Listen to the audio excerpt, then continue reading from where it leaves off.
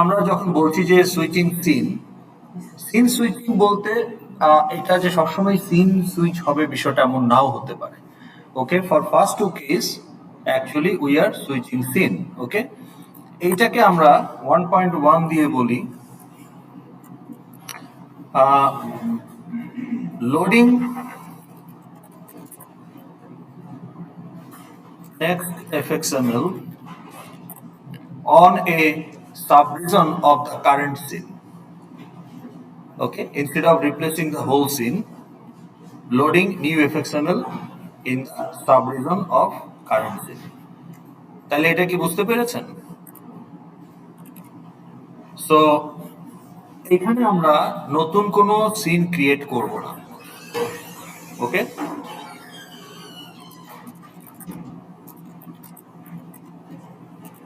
scene of next fxml, we will not do that. Okay, okay, so no scene, new scene will be instantiated. তো তাহলে এখানে আমরা কিভাবে কাজটা করব এটা আপনাদের দেখানো হয় নাই। ওকে, প্রথম কথা হলো যে এটা আপনি কেন করতে যাবেন। Okay, because it's also a design pattern, UI design pattern. Okay, তো এটার জন্য আমাদের একটা প্রজেক্ট আমরা বানিয়েছি অলরেডি, আপনাদেরকে আমি সেটা দেখাবো। এই প্রজেক্টের নাম কি? এটা নাম ক্লোজ, এই যে loading multiple FXML within a single frame. Okay, এটা তো এটা আমরা দেখব। তার জন্য if you look into the file, you will see we have multiple fxml file. Now we have a dashboard view file. Let's open those in scene builder. Okay, মিটিংটা লাগবে। ওকে,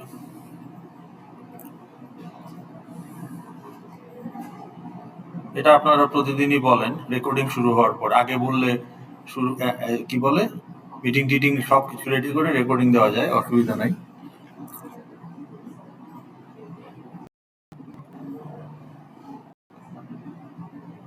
আমাদের ক্লাসরুম বোর্ডটা এটা আসলে সেন্টারে থাকলে ভালো হতো, এটা একটা কর্নারে হয়ে গেছে।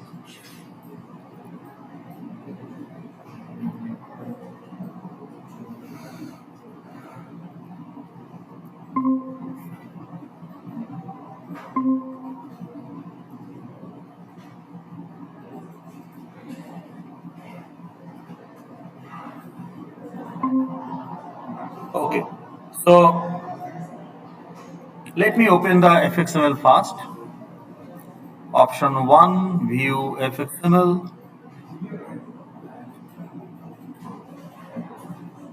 Option 2.2 view.fxml.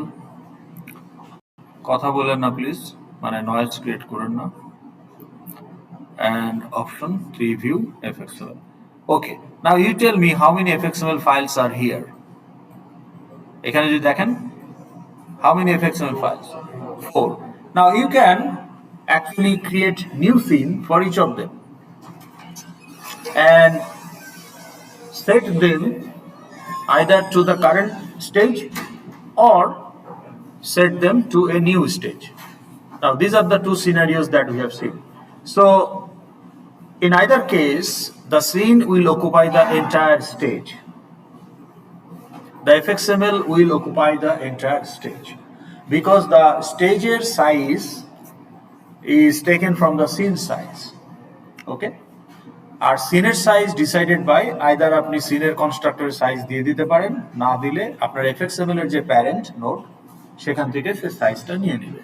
So when you are creating a scene with an fxml parent, your intention is to occupy the whole window.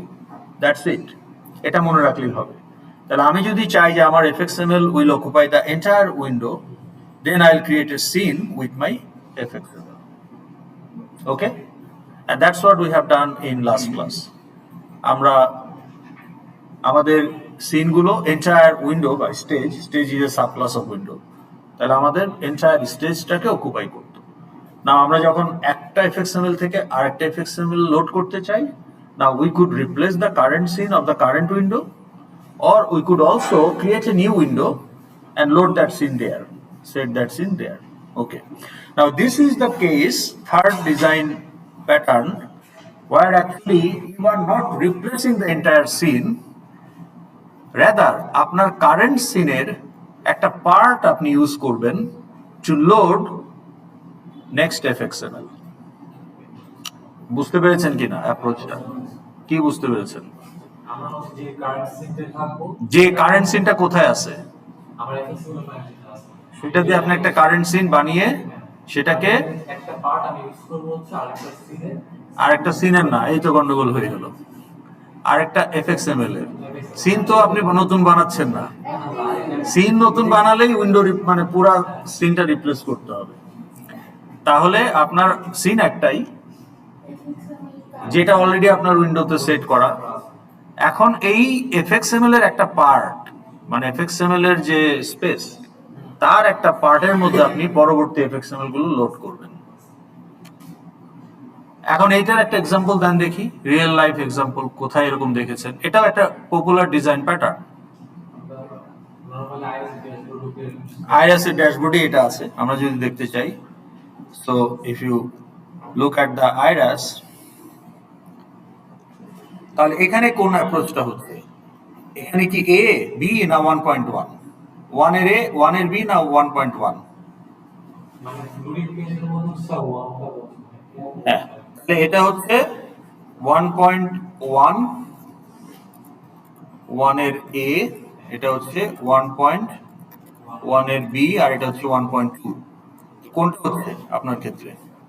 এই যে লগ ইন পেজ, এটা কোনটা? 1.1 এর বি।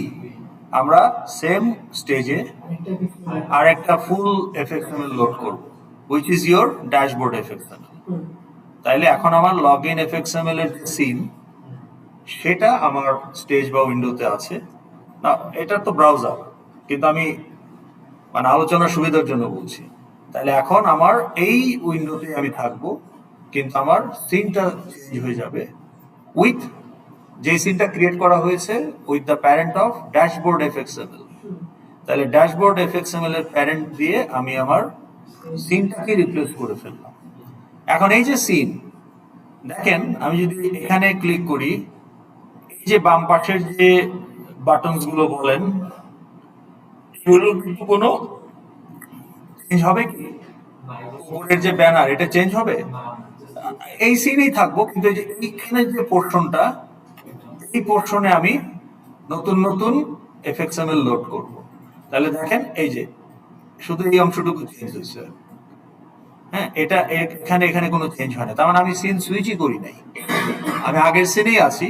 শুধু এই মাঝখানের অংশটুকুকে আমি রিপ্লেস করেছি with another page, in this case, your case another FXML, not another scene, another FXML. Okay, তাহলে এই যে এখানে দেখেন শুধু এই অংশটুকু চেঞ্জ হচ্ছে।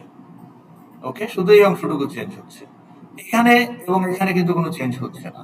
তার মানে I am not replacing the scene, I am still on the initial dashboard scene. বা ড্যাশবোর্ড সিনের একটা পোর্শন, যেটা এই পোর্শনটা, এই পোর্শনে আমি অন্যান্য এফএক্সএমএল গুলো লোড করছি। So this is also a popular design pattern, যেখানে আপনি আপনার ড্যাশবোর্ডটাকে রেখে দিতে চান অ্যাট অল টাইমস। ওকে, তাহলে আর আপনার ব্যাক বাটন দিতে হবে না। কিন্তু আপনি যদি 1.1 এর বি অ্যাপ্রোচে যান, তাহলে প্রত্যেকটা এফএক্সএমএল আবার একটা হোম বাটন রাখতে হবে, যে go back to your dashboard, right? কিন্তু এই ক্ষেত্রে কি হচ্ছে, আপনার আর হোম বাটনের প্রয়োজন নেই। তাহলে এই যে ছোট ছোট মানে ভেতরে যে এফএক্সএমএল গুলো আপনি ঢোকাচ্ছেন, এখানে কিন্তু আপনার কোনো হোম বাটন প্রয়োজন নাই, কারণ আপনি মেইন ড্যাশবোর্ড সিন তো ওখানেই আছে। So this is also another popular design pattern. তাহলে এটা কিভাবে কাজ করে সেটা আমরা এখন দেখবো, তার জন্যই আমাদের এই চারটা এফএক্সএমএল। ওকে, তাহলে এখন এটা আসলাম। ওকে, এখন নেক্সট কোশ্চেন, আপনার যখন 10টা ইভেন্ট আপনি ট্রিগার করতে চান, আপনি 10টা বাটন বসাতে পারেন, right? Now will you put 10 buttons if you have 10 options? Okay, ধরেন আপনার 5টা অপশন আছে। Please listen, you have 5 options. How many buttons you will put? 5. If you have 10 options, if you have 100 options, How many buttons you will put? হ্যাঁ হ্যাঁ কোনো কিছু ক্লিকটা করার জন্য আপনার ওই যে মানে সিলেক্ট করতে হবে না, কিসে ক্লিক করবেন? বাটনই তো লাগবে।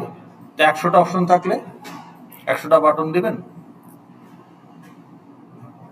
Is it a good idea? No, why not? Possible না, আর এটা হাইলি ইউজার ফ্রেন্ডলি না, আপনার এত জায়গাও নাই। তাহলে বাট আপনার তো 100টা অপশন থাকতে পারে ফর এ লার্জ অ্যাপ্লিকেশন, তখন কি করবেন? কম্বো বক্স থেকে তো আপনি মানে আইটেমগুলো সিলেক্ট করতেছেন, যে হোয়াট ইজ ইউর ডিপার্টমেন্ট। সাধারণত কম্বো বক্স থেকে টাস্ক সিলেকশনের খুব একটা প্র্যাকটিস না। Combo box is use to select the value from predefined options. You are selecting the value. ওইটাই কম্বো বক্সের মোস্ট অফ দ্য ইউজ। আর যে টাস্ক সিলেকশনের জন্য কম্বো বক্স ইউজ করা, যেটা অবশ্য আমরা কমপ্লেক্স নাম্বারে করছিলাম, যে অ্যাড অ্যান্ড শো, তাই না, শো অল, ওটা আপনাকে দেখানোর জন্য। বাট ইন প্র্যাকটিস আপনি কোনো এক্সাম্পল এরকম দিতে পারবেন যে কম্বো বক্স আপনি অপারেশন সিলেক্ট করতেছেন? Think about it, any application এরকম কোন এক্সাম্পল দিতে পারবেন কম্বো বক্স থেকে আপনি ভ্যালু সিলেক্ট করছেন? দেন তো কোন অ্যাপটাতে আপনি কম্বো বক্স থেকে ভ্যালু সিলেক্ট করেন?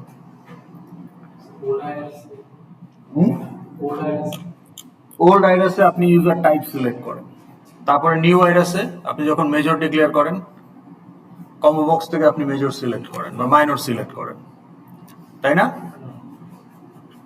তারপরে আপনি যখন কোন একটা ই কমার্স সাইটে গিয়ে দারাজে গিয়ে যখন অর্ডার করেন, তখন আপনাকে ডিস্ট্রিক্ট সিলেক্ট করতে হয় কম্বো বক্স থেকে।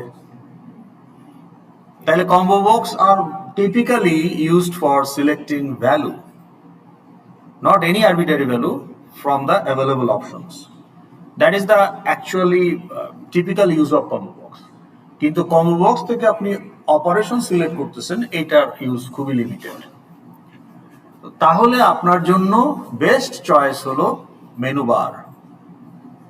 You organize the options into categories, group them together, put in different menus, and put those menus in a menu bar. তাহলে কি হবে? hundreds of options you can actually অপারেশনের জন্য you can organize without making your view clumsy, and group them depending on the category, put in different menus. So আপনি দেখেন এই যে notepad, it has its own menu bar. তাহলে এই যে edit, এটা কি? না না, মানে এফএক্সএমএল নোট হিসাবে এটার নাম কি? আপনি যেখানে টাইপ করেন এটার নাম কি? এই পুরাটা মেনু বার। তাহলে এডিটটা কি? মেনু বার তো না,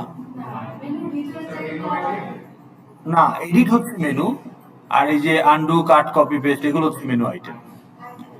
তাইলে মেনু আইটেম হচ্ছে আপনার বাটনের ইকুইভ্যালেন্ট। আপনি বাটনে ক্লিক করলে ইউ পারফর্ম সামথিং। এখানেও আপনি আসলে মেনু আইটেমে ক্লিক করলে, মেনু ক্লিক করেন মেনু আইটেমগুলোকে পপ আপ করার জন্য। মেনু আইটেমস গুলো হিডেন, সো মেনুতে ক্লিক করেন to make the menu items visible, and then you use one of the menu item as the source of your event. তা আপনি যেটাতে click করবেন ওইটার অন অ্যাকশনে গিয়ে কিছু একটা হবে। So on action will be for the menu items, not for menu, not even for menu bar. Okay, fine. এখন আসেন এই আমাদের এই এক্সাম্পলটাতে যাওয়ার আগে আমি আপনাকে নতুন একটা এফএক্সএমএল এ দেখাই। ধরেন অ্যাঙ্কর পেন আনলাম। Okay, now if I want to put the menu, তাহলে আপনি আসলে ক্লিকটা করবেন কিসের উপরে? মেনু না মেনু আইটেম না মেনু বার? না, আপনি ক্লিক করবেন কি? মেনু আইটেমে। ওকে, এখন নোট ক্লাস নিয়ে আমরা কথা বলেছি না গত ক্লাসে? নোট ক্লাসটা আরেকবার আমরা একটু দেখব। তাহলে নোট ক্লাসের সাব ক্লাস কারা? ক্যামেরা আপনি কখন বসাবেন? যখন আপনি আপনার অ্যাঙ্কর পেনে একটা ওয়েব ক্যাম আনতে চান, তখন ক্যামেরা বসাবেন। আপনি যদি কিছু ড্র করতে চান পেইন্টের মতো, ক্যানভাস বসাবেন। আপনি যদি আপনার একটা ইমেজ রাখতে চান, জেপিজে বা পিএনজি ফাইল, তখন একটা ইমেজ ভিউ বসাবেন। ওকে, মিডিয়া, একটা ভিডিও চালাইতে গেলে মিডিয়া বসাবেন, অডিও ভিডিও ক্লিপ যদি বসাতে চান। আপনি যদি কোনো শেপ ইনক্লুড করতে চান, রেক্ট্যাঙ্গেল, ট্রায়াঙ্গেল, ওকে, এবং সেটা 3D হতে পারে, ওকে, সিনের ভেতরে সাবসিন আনতে চান, এগুলো। কিন্তু আমরা এগুলো কিছুই ইউজ করি নাই, আমরা ইউজ করেছি কি, প্যারেন্টের সাবক্লাস রিজন। আমরা রিজন ইউজ করেছি। রিজনের ভেতরে দেখেন চার্ট হতে পারে, চার্ট আমরা ইউজ করব, অ্যাক্সিস হতে পারে, কন্ট্রোল হতে পারে, পেন হতে পারে। এই কন্ট্রোল এবং পেইনের কিছু জিনিস আমরা ইউজ করেছি। এই যে টেক্সট ফিল্ড, রেডিও বাটন টাটন বসান না, এগুলো সব হচ্ছে কন্ট্রোল। তাইলে যে দেখেন চয়েস বক্স, কম্বো বক্স, বেইজের সাবক্লাস হচ্ছে কম্বো বক্স, বাটন বেইজের সাবক্লাস হচ্ছে কই button base, button base, button bar তো আছেই, হ্যাঁ, ওই যে লেভেল, যেটাতে লেভেল দেওয়া যায়। তাহলে লেভেলের সাবক্লাস হচ্ছে, আপনি দেখেন যেগুলোকে লেভেল দেওয়া যায়, হ্যাঁ, যেমন আপনার বাটন বেজ, ওকে। তাহলে বাটন বেজে যদি যান, বাটন বেজের আবার সাবক্লাস হচ্ছে এই যে আপনার বাটন, চেক বক্স, ওকে, হাইপার লিঙ্ক, হ্যাঁ হ্যাঁ, ওকে, টগল বাটন। তাহলে এই যে দেখেন, তাহলে button is a button base, এটা বলা যায় না? So therefore button is a node, এটাও বলা যায়। Inheritance is a relationship, okay. কিন্তু menu bar is a node, আমরা কি এটা বলতে পারি? Menu bar is a control, তা কন্ট্রোলের সাব ক্লাস মেনু বার, এই যে এটা তো কন্ট্রোল ক্লাস, এই যে ক্লাস কন্ট্রোল, তার ডাইরেক্ট সাব ক্লাস। তাহলে menu bar is a node, এটা বলা যায় কি না? কিভাবে? Menu bar is a control, control is a reason, reason is a parent, parent is a node, therefore menu bar also is a node. But what about menu? Menu bar contains array list of menu. না, menu bar contains array list of menu. আপনি পুরাটা বার, এর ভিতরে আপনি মেনুগুলো রাখবেন। Composition, তাহলে কি বলা যায় যে মেনু ইজ এ মেনু বার? বলা যায়? তা এমপ্লয়ি ক্লাসের ভেতরে যদি ডেট অবজেক্ট থাকে, তাহলে কি বলা যায় ডেট ইজ অ্যান এমপ্লয়ি? কেন? কারণ এখানে ইজ এ রিলেশন হচ্ছে না, এখানে হ্যাজ এ রিলেশন হচ্ছে। তাহলে মেনু ইজ এ মেনু বার, এটা বলা যাবে? কেন? কারণ মেনু হচ্ছে মেনু বার ক্লাসের field. Wheel is a car, এটা বলা যাবে? কেন? কারণ wheel is a field of car class, has a relation. তাহলে মেনু বার হচ্ছে container, it contains a bunch of menu, অর্থাৎ array list of menu represented by observable list handle interface polymorphism. তো কাজেই menu is not a node, আমরা বলতে পারবো না menu is a node. বলা যাবে menu is a node? No, কারণ মেনু এই নোডের ইনহেরিটেন্সে ফিট করছে না। মেনু বারের ভেতরে সে ফিল্ড হিসাবে আছে, but menu is not an extension of menu bar, কারণ এটা ইলজিক্যাল। আপনি কিভাবে বলবেন যে মেনু ইজ এ মেনু বার? আচ্ছা, আবার মেনু ক্লাসের ভেতরে মেনু আইটেম, মেনু ক্লাসের ভেতরে আবার একটা array list of menu item আছে। তাহলে menu also contains menu item. তাহলে মেনুর সাথে মেনু আইটেমের সম্পর্ক হচ্ছে হ্যাজ এ রিলেশনশিপ। তাহলে menu item is not a menu bar, sorry, menu item is not a menu, menu is also not menu bar. তাইলে মেনু আইটেম এরা কেউই কিন্তু নোট বলা যাবে না। বলা যাবে না। এখন নোট তাইলে কোনগুলো বলা যাবে? আমরা যেটা করি, আমরা যেগুলো ড্র্যাগ অ্যান্ড ড্রপ করে বসাতে পারি সেগুলোই নোট। যেমন দেখেন টেবিল ভিউ, টেবিল ভিউ আপনি ড্র্যাগ অ্যান্ড ড্রপ করে অ্যাঙ্কর প্যানে বসাতে পারবেন। তো table view is a note, দেখতেও পাচ্ছি এটা নোট। কিন্তু table column is not A table view, table view contains table column. এবং এই হ্যাজেটা কিন্তু স্ট্রং কম্পোজিশন, মানে life cycle of table column dependent on the life cycle of table view. Table view না থাকলে টেবিল কলাম থাকবে না। Same thing for menu item, menu আইটেমের life cycle depends on the menu, menu না থাকলে menu item থাকবে না। আর মেনুর life cycle dependent on the menu bar না থাকলে মেনু থাকবে না। তাহলে কম্পোজিশনের ক্ষেত্রে part cannot exist without whole. So engine cannot exist without car if it is composition. Menu item cannot exist without menu cannot exist without menu bar. Good, তাহলে এটার প্রমাণ আপনাকে হাতে নাতে দিয়ে দিচ্ছি। মেনু, তাহলে এই যে menu item cannot be put on the, কারণ আপনি কম্পোজিশনকে ব্রেক করতে চাচ্ছেন, অ্যালাউড না। তাহলে ক্লাস ডায়াগ্রামে যদি না দেখান, প্রোগ্রামার এগুলো এনশিওর করবে কিভাবে? বুঝতে পেরেছেন? So programmer will ensure the field cannot exist without the instance of the container object. Field object cannot exist without existence of container object if it is composition. তাইলে আমি কিন্তু মেনু আইটেম দিতে পারছি না। আমি কি মেনু দিতে পারবো? মেনু দিতে পারবো না। কিন্তু আমি কি মেনু বার দিতে পারবো? কারণ menu bar is a node, anything qualifies to be a node you can place here.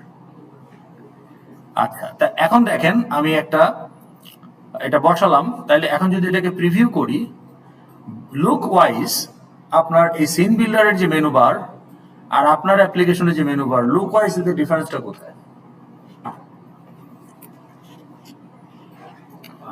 How many menus are there in Scene Builder?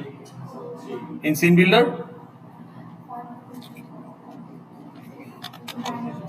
তার মানে আপনি যখন একটা মেনু বার আনবেন, ডিফল্ট হিসাবে 3টা থাকে, আপনি চাইলে বাড়াতে কমাতে পারেন। আবার প্রত্যেকটা মেনুতে একটা করে মেনু আইটেম থাকে ডিফল্ট, আপনি সেগুলো বাড়াতে কমাতে পারেন, টেক্সট চেঞ্জ করতে পারেন।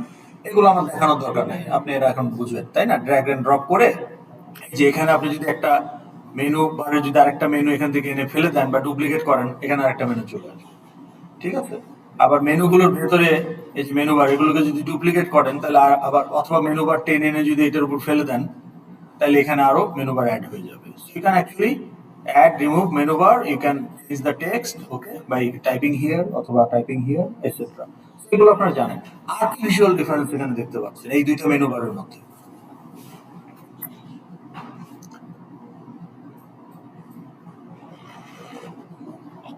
What else?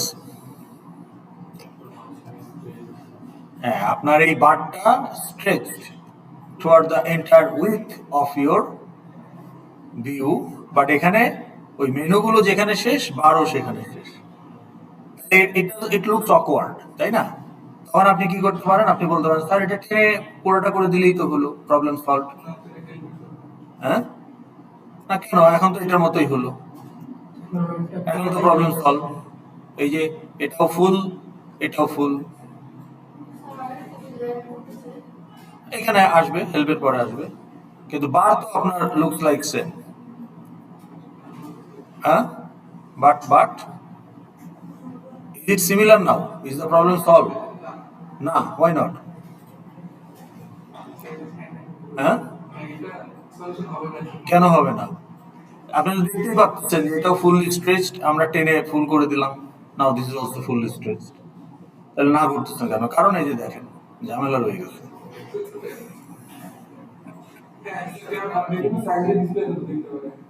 কারণ হলো এটা অ্যাঙ্কর পেন। অ্যাঙ্কর পেনের ফিলোসফিটা হলো whatever you put on the anchor pen is coordinate based and fixed size. অর্থাৎ ইনিশিয়ালি আপনি যখন প্লেস করবেন, তখন যে হাইট উইথ থাকবে এবং কোঅর্ডিনেট থাকবে, ওইভাবেই সে বসে থাকবে। তো তাহলে অ্যাঙ্কর পেন যদি আমি ইউজ করতে চাই, তাহলে আমার অ্যাঙ্কর পেনের সাইজটাকে ফিক্স করে দিতে হবে, রিসাইজ ডিসেবল করে দিতে হবে, তাহলে আর আপনি এটাকে চাইলেও বড় করতে পারবেন না। এটা একটা অপশন হতে পারে। এবং এই ম্যাক্সিমাইজ বাটনকে ডিসেবল করে দিতে হবে। আর ম্যাক্সিমাইজ বাটনকে ডিসেবল করতে হলে স্টেজের এফএক্স আইডি লাগবে, কারণ এটা স্টেজের জিনিস, এবং স্টেজের মেথড ইউজ করে ওই ম্যাক্সিমাইজ বাটন ডিসেবল করতে হবে। সেই ঝামেলা আপনি করতে চাইলে করতে পারেন। এবং সেটার আরেকটা সাইজ, মানে নেগেটিভ সাইজ হলো আপনার যে সাইজ, প্রত্যেকটা ডিভাইসে একই সাইজ হবে। এখন কারো যদি একটা ছোট ট্যাবলেট থাকে, ছোট স্ক্রিন, তার আপনার সাইজটা তো ফিক্সড, দেখা যাচ্ছে পুরাটা আটতেছে না। এই জন্য অ্যাঙ্কর পেন ইউজ না করে আপনি যদি বর্ডার পেন ইউজ করেন, তাহলে আপনার এই অ্যাঙ্কর পেনটা ডিলিট করে দিলাম। বর্ডার পেন হ্যাজ 5 বর্ডার, ওকে, 1 2টা নেবেন না, এটা নেবেন, ওকে। এই যে দেখেন how many borders it has, কিভাবে জানলেন? এই হায়ারার্কিতে দেখেন top left center right bottom, and what it is saying, ও কি বলতেছে আমাদের, ও বলতেছে ইনসার্ট, তার মানে 5টা বর্ডারই এখন খালি। Now each of this border can hold 1 note, each of this border can hold 1 note. ওই যে রিজনের একটা সাব ক্লাস ছিল না, পেন, একটা তো ছিল কন্ট্রোল, আর একটা ছিল কিন্তু পেন, খেয়াল করে দেখেন। এই যে রিজনের আরেকটা সাব ক্লাস ছিল কিন্তু পেন, ওই পেনের ভেতরে আপনি আবার তার সাব ক্লাস হিসাবে এই যে সব হাবিজাবি পেন, অ্যাঙ্কর পেন সব পাচ্ছেন। H box, okay, V box, okay, border pane, dialog pane, flow pane, grid pane, okay, stack pane, okay, ঠিক আছে, খেয়াল করছেন? আবার আরেকটা ছিল দেখেন রিজনের, আরেকটা ছিল আপনার, আচ্ছা যাই হোক, তাহলে আপনি অ্যাঙ্কর পেন, তার মানে you can put 1 node in each of this border. তাহলে আপনার অ্যাঙ্কর পেনে আপনি যদি মেনু বার বসান, অ্যাঙ্কর পেনে যদি আপনি মেনু বার বসান, তাহলে অ্যাঙ্কর পেনে আপনি যদি মেনু বার বসান, আপনি এখানে বসালেন, বাট আপনি যদি মাঝখানে বসান তাও এটা হবে, বাট হ্যাঁ অ্যাঙ্কর পেন অ্যালাউ করবে, কিন্তু কোথাও দেখছেন যে মাঝখানে মেনু বার? তো by convention menu bar always at the top. তাহলে অ্যাঙ্কর পেন এমনি তো সুইটেবল না ফর মেনু বার, তাই না? তাহলে আপনি যদি বর্ডার পেন ইউজ করেন, তাহলে আপনি টপে যদি মেনু বার দিয়ে দেন, ওটার পজিশন আর চেঞ্জ হবে না। তাহলে মেনু বার,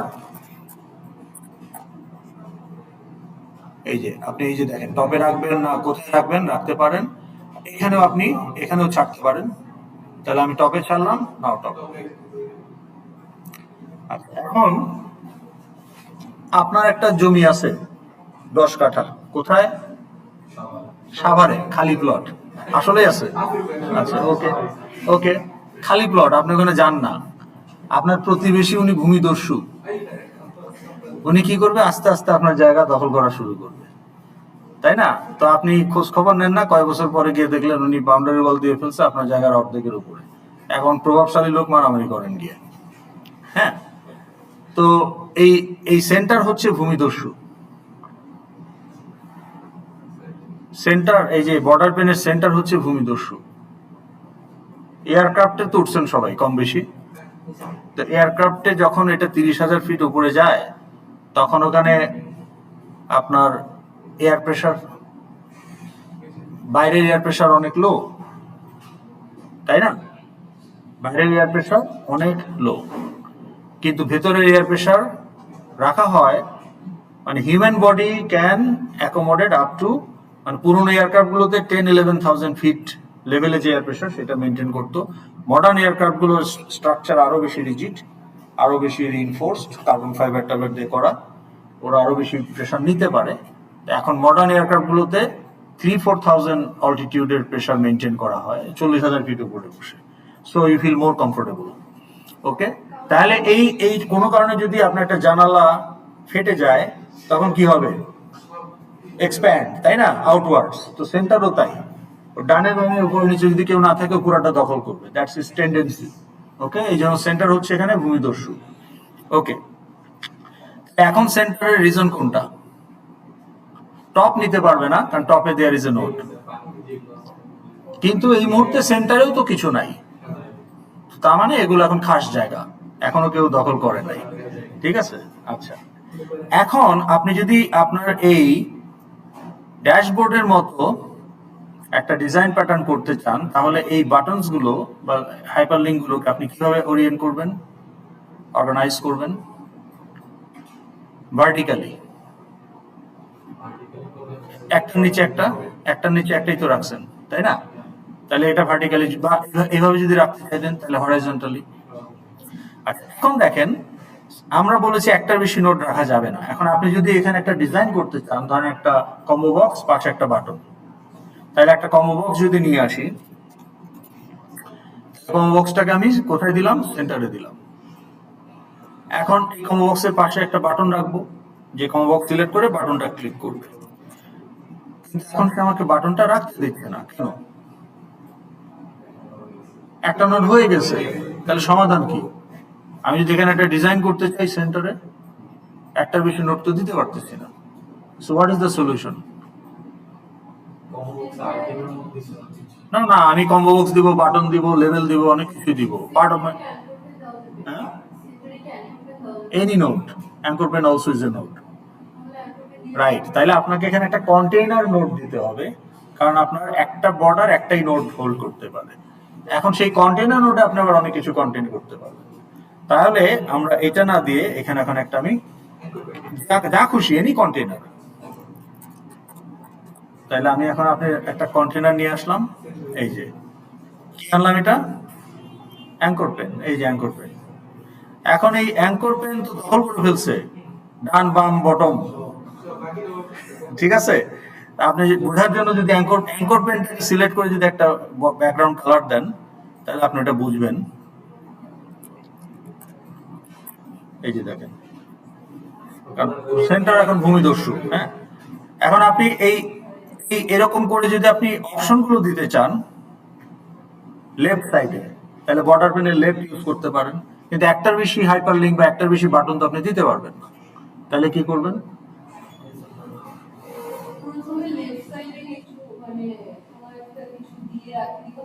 কোন একটা কিছুটা কি কি ধরনের জিনিস? অ্যাঙ্কর পেন দিতে পারেন, কিন্তু আপনি তো ভার্টিক্যালি রাখতে চান, তাহলে ভি বক্স হচ্ছে আপনার জন্য এটা মোস্ট সুইটেবল। ভার্টিক্যাল বক্স, ওই যে যেটা হ্যালো অ্যাপ্লিকেশনেও থাকে V box, welcome to Java FX, ওটাও কিন্তু ভি বক্স, একটা লেভেল তার নিচে বাটন, নাকি বাটন তার নিচে লেভেল। তো এখানে আপনি নিচে নিচে রাখতে চান, তাহলে আপনি একটা ভি বক্স আনতে পারেন। ওকে, তো ভি বক্স যখনই নিয়ে আসবেন, তাহলে একটা ভি বক্স যদি নিয়ে আসেন, এই যে কোথায় দিব এটা? লেফটে, এই যে দেখেন এখন সেন্টার রাইট আর বর্ডার, রাইট আর বটম দখল করে ফেলছে। এখন এই ভি বক্স যেহেতু কন্টেইনার লেআউট, এখানে আপনি এখন ধরুন বাটন বা হাইপার লিঙ্ক রাখতে পারেন, তারা অটোমেটিক্যালি একটার নিচে আরেকটা আসবে। ওকে, এরকমই একটা বর্ডার পেন আমরা ডিজাইন করেছি। তাহলে বর্ডার পেনের সেন্টার আছে একটা অ্যাঙ্কর পেন, সেই অ্যাঙ্কর পেনে আমরা একটা কি রেখেছি? লেভেল, এবং the content of the label is this is the default anchor pen set in scene builder by the UI designer. Okay, তাহলে কি এটা বুঝতে পারলাম? আচ্ছা, তাহলে আমরা কি দেখলাম যে একটা অ্যাঙ্কর পেন বসানো যায় কোথায়? সেন্টারে, লেফটে, রাইটে, যেখানে খুশি।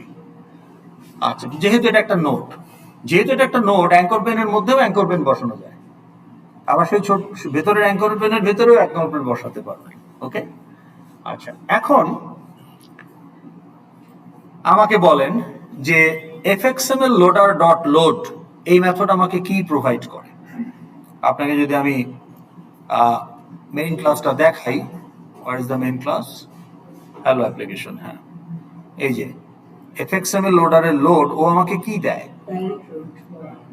Parent node of your fxml। তাহলে আমার fxml এর প্যারেন্ট নোড ইজ টিপিক্যালি কোন একটা লেআউট, নট কন্ট্রোল, কোন একটা পেন, হয় অ্যাঙ্কর পেন বা আমাদের এই ক্ষেত্রে বর্ডার পেনও হতে পারে, যাই হোক, রাইট?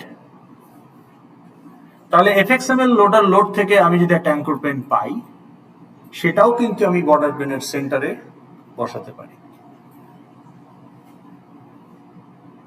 তাহলে এখানে যে বর্ডার পেনের সেন্টারে যে একটা অ্যাঙ্কর পেন বসানো হয়েছে, এটা কি বসিয়েছে বলেন? কোশ্চেনটা না বুঝলে আবার বলেন। Is the question clear? Okay. Now this is my এই fxml এর নাম কি? Dashboard view fxml. নাও এটার প্যারেন্ট হিসেবে একটা বর্ডার পেন আছে, বাট সেই বর্ডার পেনের সেন্টারে একটা অ্যাঙ্কর পেন আছে। প্রশ্ন হলো এই বর্ডার পেনের সেন্টারে যে একটা অ্যাঙ্কর পেন আছে, এটা কে ঠিক করছে? না, বর্ডার পেন তো নিজে কিছু ঠিক করে নাই, ওকে একটা অ্যাঙ্কর পেন দেওয়া হয়েছে, ও নিতে বাধ্য হয়েছে, কিন্তু কে দিল? কে ঠিক করলো যে সেন্টারে একটা অ্যাঙ্কর পেন থাকবে? ইউআই ডিজাইনার, আপনার যে ব্যক্তি ইউজার ইন্টারফেস ডিজাইন করছে সে ডিসাইড করেছে। তাহলে এই যে অ্যাঙ্কর পেনটা বর্ডার পেনের সেন্টারে সেট করা হলো, it is decided at design time, but it is also possible to set an anchor pen or any node at runtime.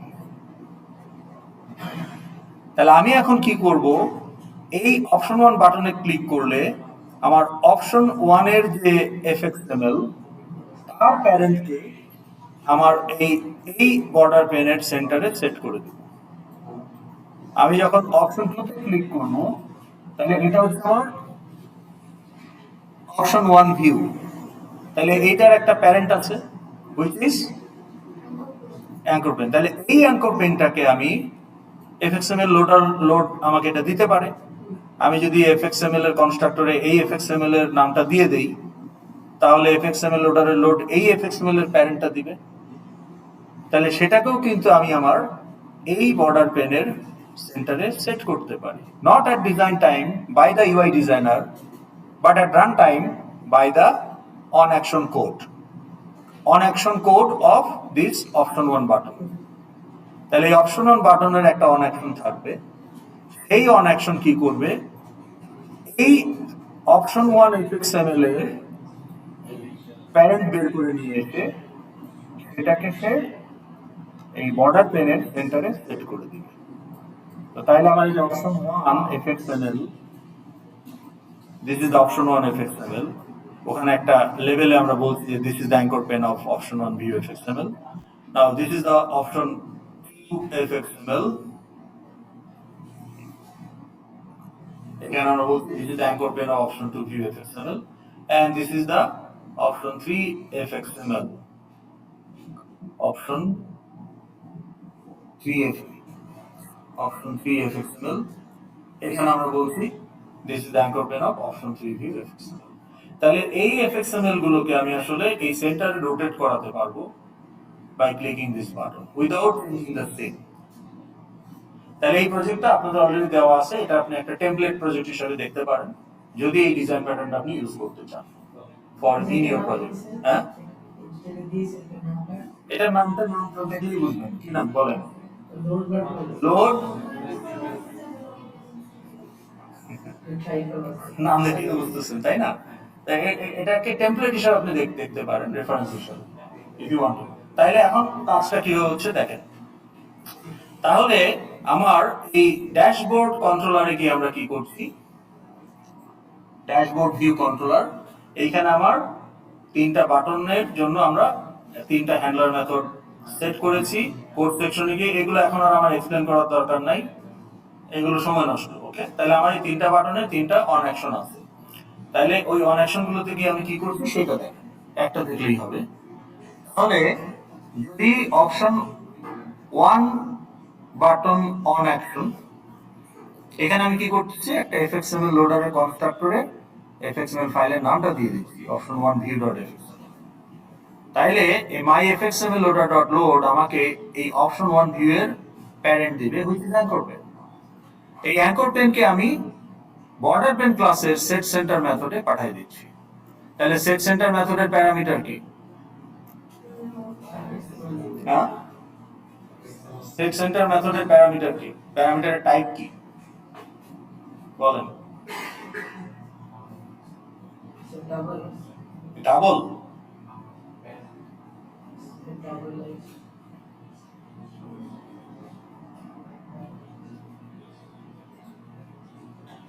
Set সেন্টারের প্যারামিটার এই যে হাইলাইট করা অংশ ওইটাই তো parameter. What is the type of that parameter?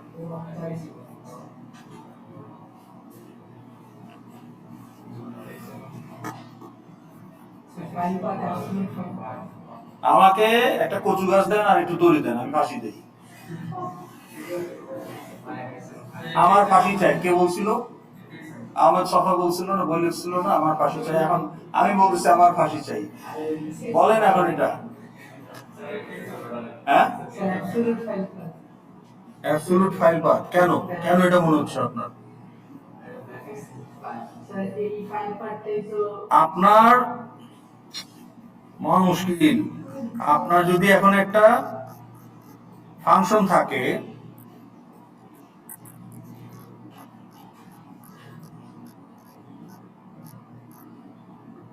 আজকে তো 26,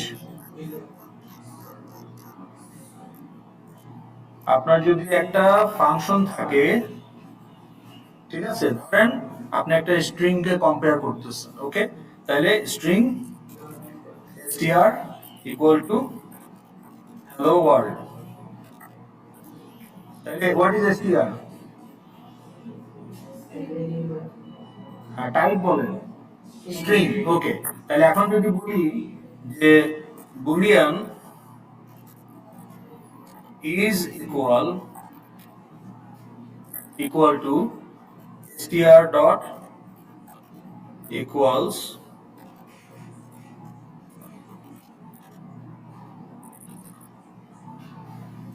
obj dot get some data।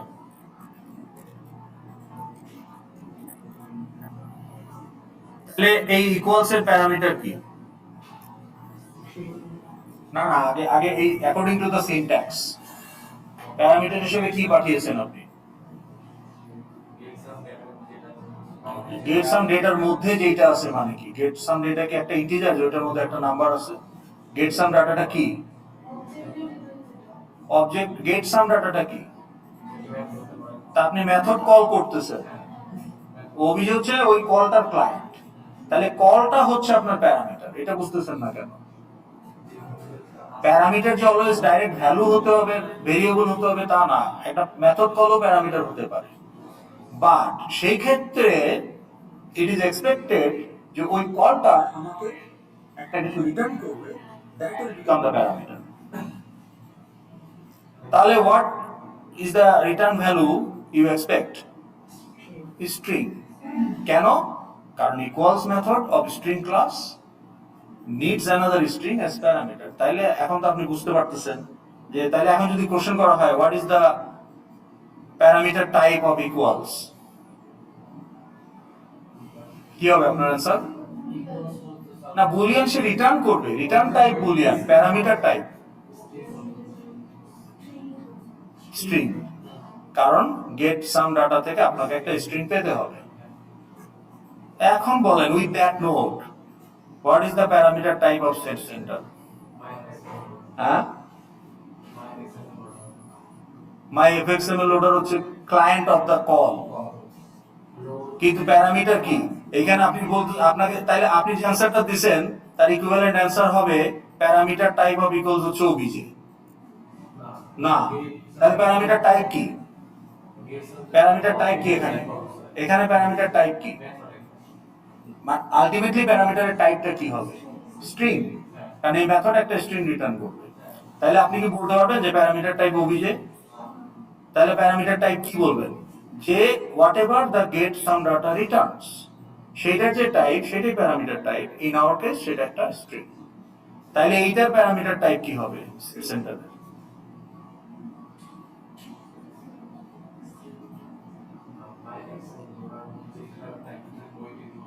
হ্যাঁ হ্যাঁ,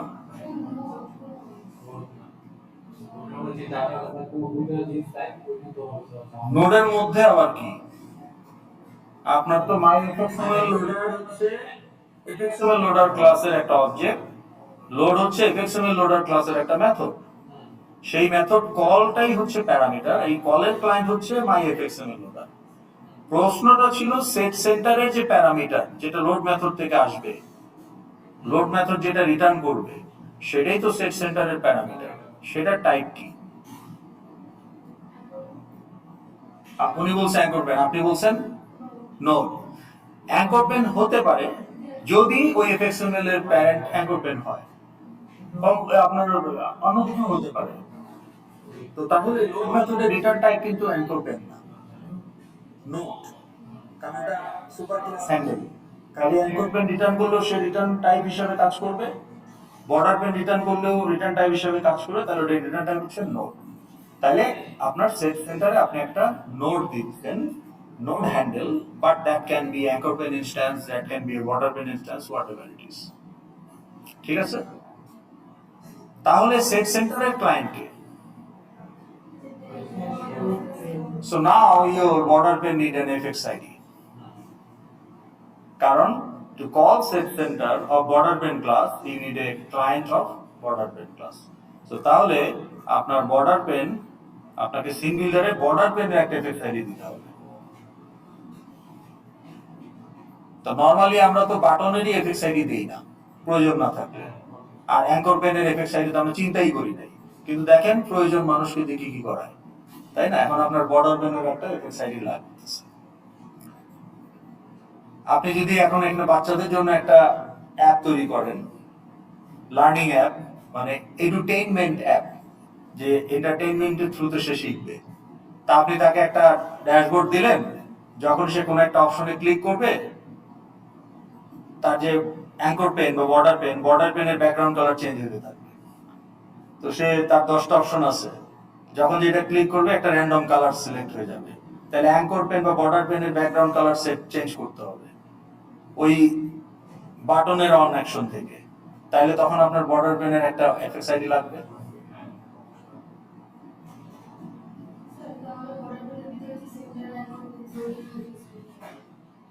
যেটা ডিজাইনার বসাইছে ওটা লাগবে কেন? আপনি প্রোগ্রামের মাধ্যমে যেটা চেঞ্জ করবেন সেটারই এফএক্স আইডি লাগবে। আপনি যদি কোডে ইউজ না থাকে তাহলে সেটা এফএক্স আইডি দিয়ে কি করবেন? ডিজাইনার যেটা বসাইছে সেটা হচ্ছে ইনিশিয়াল, খালি না থেকে ইউজারকে কিছু একটা, ওয়েলকাম টু আইরাস, এরকম কিছু একটা দেখানো। হ্যাঁ, কিন্তু ওই ওই অ্যাঙ্কর পেন তো আপনি ফেরতও আনতেছেন না, ওইটা নিয়ে আপনার কোডে কোনো কাজও নাই।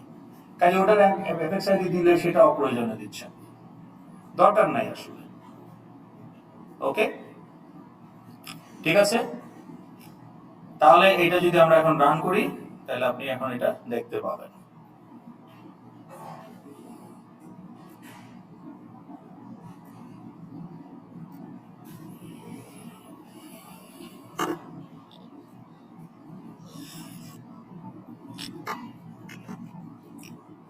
এই যে এটা হচ্ছে ডিজাইনার যেটা বসেছিল, আর এগুলো হচ্ছে আমি এফএক্সএমএল গুলোর প্যারেন্ট বের করে সেট সেন্টার করে দিচ্ছি। I am not instantiating new scene, new scene কিন্তু এখানে হচ্ছে না, ওই সিনে আছি, শুধু সেন্টারে আমার অন্যান্য এফএক্সএমএল গুলো আমি রোটেট করাচ্ছি। আমার টপ চেঞ্জ হচ্ছে না, লেফট চেঞ্জ হচ্ছে না, শুধু সেন্টার চেঞ্জ হচ্ছে। হ্যাঁ, হ্যাঁ।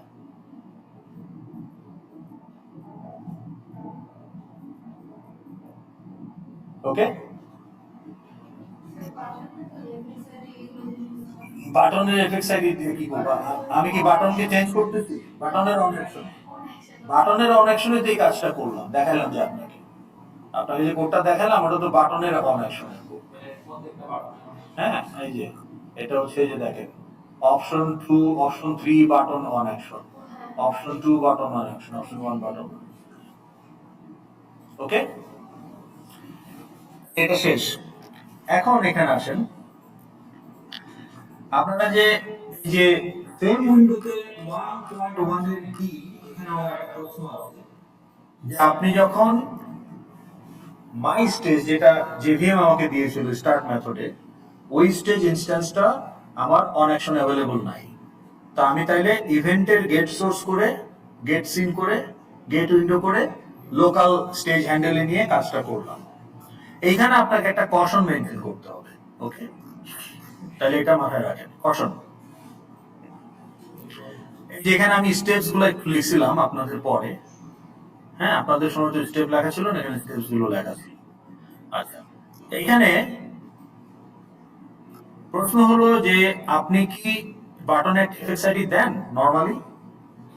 Generally no, unless we want to make a change to the button itself। তাইলে আমার বাটনে যদি এফএক্স আইডি না থাকে, তাইলে আমাকে ইভেন্টের গেট সোর্সের মাধ্যমে বাটনটা বের করতে হবে। কারণ বাটনের তো এফএক্স আইডি নাই, তাহলে আমি বাটনটাকে ধরবো কিভাবে? তাহলে ইভেন্টের একটা হ্যান্ডেল আছে, যেটা আপনার অন অ্যাকশনের প্যারামিটার। তাহলে ইভেন্টের হ্যান্ডেল যেহেতু আছে, ওইটা দিয়ে গেট সোর্স করে আমি বাটনটা পাচ্ছি, যেহেতু আমার বাটনের এফএক্স আইডি নাই। তারপরে আমি সেটাকে নোডে কাস্ট করে গেট সিন কল করতে, গেট সিন নোড ক্লাসের মেথড। তাহলে গেট সিন কল করতে হলে আপনার একটা নোড হিসাবে ট্রিট করতে হবে। তাহলে নোড হিসাবে কাকে ট্রিট করতে পারবেন? বাটনকে পারবেন, কারণ button is a node. Good, button is এ এই যে নোড। কিন্তু আপনি যদি মেনু আইটেমে ক্লিক করেন, তাহলে ইভেন্টের গেট সোর্স কিন্তু menu item. But can you cast menu item to node to call the get scene? তখন কিন্তু কাজ করবে না। এটাই হচ্ছে কৌশল, যে আপনার যদি বাটনের এফএক্স আইডি না থাকে, ইভেন্টের গেট সোর্স হিসেবে আপনি বাটন পাবেন ঠিকই, ইভেন্টের গেট সোর্স হিসেবে আপনি মেনু আইটেমও পাবেন। But the problem is menu item is not a node. কাজে ওই যে মেনু আইটেমকে নোডে কাস্ট করে গেট সিন কল করে আপনি উইন্ডো পেতে চাইবেন, গেট উইন্ডো মেথড চেঞ্জ করে, এটা কিন্তু হবে না। সো দেয়ারফর আপনাকে এখানে একটা কশন মেনটেন করতে হবে। এটা আপনাদের গতদিন বলা হয় নাই, এখানে বলা হয়েছে। দেখেন, if the source of the action event বা mouse event বা whatever event is not a descendant of node class, বংশধর যদি না হয়, তাহলে we cannot call the getSyn method। ওটাকে নোড হিসাবে ক্লায়েন্ট বানিয়ে getSyn কে কল করা যাবে না। তো আপনি getSyn কে কল করতে না পারলে তারপরে তো get window কল করতে পারবেন না। In that case, we need to give an fx id, okay, to the container or the container's container. It is a subclass of node. এখন আপনার যদি বাটনের একটা এফএক্স আইডি থাকতো, ধরেন আপনি যদি বাটনের একটা, এটা বললাম যে নো, জেনারেলি আমরা বাটনের এফএক্স আইডি দেই না। সো আমরা কিভাবে বাটনটাকে বের করে নিয়েছি, যে মাউস ক্লিকের গেট। কিন্তু যদি আমরা বাটনের এফএক্স আইডি দেই, yes, as we want to make a change to the button itself, for example disable enable করা, বাটনের টেক্সট চেঞ্জ করা, এটসেট্রা, তো তখন কিন্তু আমার আর ওই যে ইভেন্টের গেট সিন লাগবে না। তখন আমি বাটনের এফএক্স আইডিটাই সরাসরি ইউজ করতে পারবো as the client of getSyn। তখন কিন্তু আমার এই ইভেন্টের গেট সোর্স প্রয়োজনই নাই, সরাসরি আমি বাটনের এফএক্স আইডি ইউজ করতে পারি। তাহলে আপনার বাটনের এফএক্স আইডি বেশিরভাগ ক্ষেত্রে যেহেতু থাকে না, তাহলে ইভেন্টের গেট সোর্স করতে পারি। কিন্তু যখন বাটনের এফএক্স আইডি থাকবে, তখন আপনার সরাসরি বাটনের এফএক্স আইডিকে আপনি getSyn এর ক্লায়েন্ট করতে পারবেন, because button itself is a node. তো গেট সোর্সও আপনাকে বাটনই দিত, এখন এফএক্স আইডি না থাকাতে গেট সোর্সের মাধ্যমে বাটনটা পেতে হয়েছে। কিন্তু এখন যেহেতু আপনার এফএক্স আইডি আছে, ডাইরেক্টলি আপনি সেটা ক্লায়েন্ট হিসেবে ইউজ করতে পারেন ফর getSyn। কিন্তু মেনু আইটেমের ক্ষেত্রে কি করবেন? মেনু আইটেমের ধরেন আপনি এফএক্স আইডি দিলেন, অথবা মেনু আইটেমে যদি এফএক্স আইডি না দেন, ইভেন্টের গেট সোর্স মেনু আইটেম দিবে, কিন্তু মেনু আইটেমকে কিন্তু আপনি নোড হিসেবে ট্রিট করতে পারবেন না, তখন এটা কাজ করবে না। তো তখন আপনি কার এফএক্স আইডি দিবেন? ওই মেনু আইটেমের যে কন্টেইনার মেনু, কিন্তু মেনু কি নোড? তাহলে কন্টেইনারের container menu item, menu bar কি নোড? তখন এই মেনু বারের এফএক্স আইডি দিয়ে ওইটাকে গেট সোর্সের ক্লায়েন্ট বানাবেন। এখন মেনু আইটেমটা কোন সিনে আছে এটি তো আপনি জানতে চান। তো মেনু আইটেম ডাইরেক্টলি সিনে নাই, মেনু আইটেম আছে মেনুর মধ্যে। আর মেনু ডাইরেক্ট সিনে নাই, মেনু আছে মেনু বারের মধ্যে, কিন্তু মেনু বারটা সিনে আছে। তাহলে মেনু বারের গেট সিন মানেই তো ওই মেনু আইটেমের গেট সিন। তো তখন আপনি ওই মেনু বারের এফএক্স আইডি একটা দিয়ে রাখতে হবে, সেইটাকে আপনি ইউজ করবেন। তাহলে মেনু আইটেম যখন ক্লিক করবেন, তাহলে মেনু আইটেমগুলোর অন অ্যাকশনে আপনি কি করবেন? মেনু বারের এফএক্স আইডি ডট getSyn। তাহলে ওই এফএক্স ওই কন্ট্রোলারে যে মেনু বারটা আছে, তার FX ID dot getSyn dot get window। তাহলে এই কশনটা আপনার মাথায় রাখতে হবে। Okay. So we are done about scene change. আপনার এটা পরে আসতেছি, ডাটা পাচ্ছি ওটা আজকে না হলেও চলবে। এখন আসেন মেথড ট্রেনিং। এটা খুব শর্টকাটে বলে দিই। মেথড ট্রেনিং দেখতে হলে আমরা আগে এগেন একটা কন্টেন্টে চলে যাই। ধরেন আমার একটা মেথড আছে সাম ক্লাস। ওকে, কমেন্টেড পার্টগুলো দেখেন না, জাস্ট আনকমেন্টেড পার্টটা দেখেন। Sum class has three method, method 1, method 2, method 3. Clear? So তিনটা পাবলিক মেথড সাম ক্লাসের, method 1, method 2, method 3. ওকে, নাও another ক্লাসে গিয়ে this is the code of another class. Now in this code do we have a method of another class?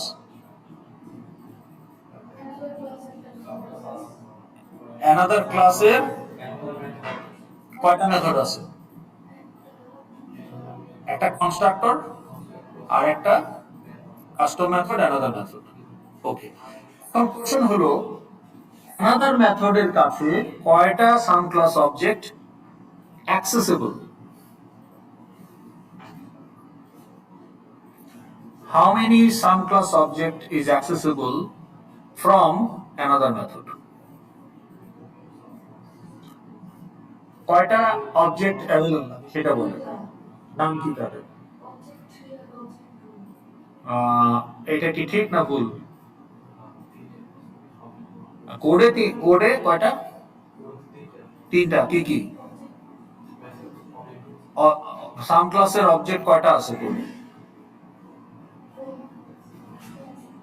সাম ক্লাসের মেথডের কথা বলি নাই, object. সাম class টাইপের, সাম ক্লাস তো একটা ক্লাস, ওই ক্লাসের কয়টা অবজেক্ট আপনি এই কোডে দেখতেছেন?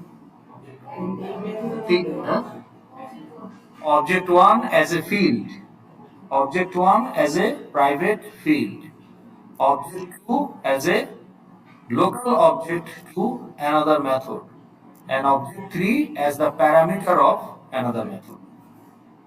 এটা ডিটেক্ট হলো না কেন?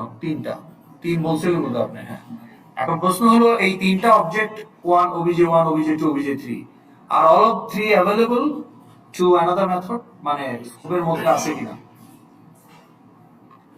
Can another method use of obj1?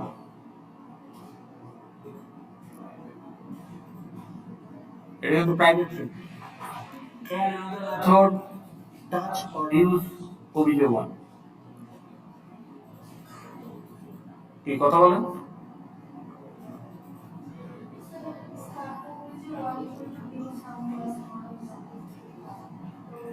New some class তো কনস্ট্রাক্টরে করাই হয়েছে, কিন্তু পয়েন্ট সেটা না। পয়েন্ট হলো যে obj1 এখানে লিখলে সে রিকগনাইজ করবে কিনা যে obj1 একটা সাম ক্লাস টাইপের একটা অবজেক্ট। না, কেন না? প্রাইভেট বলে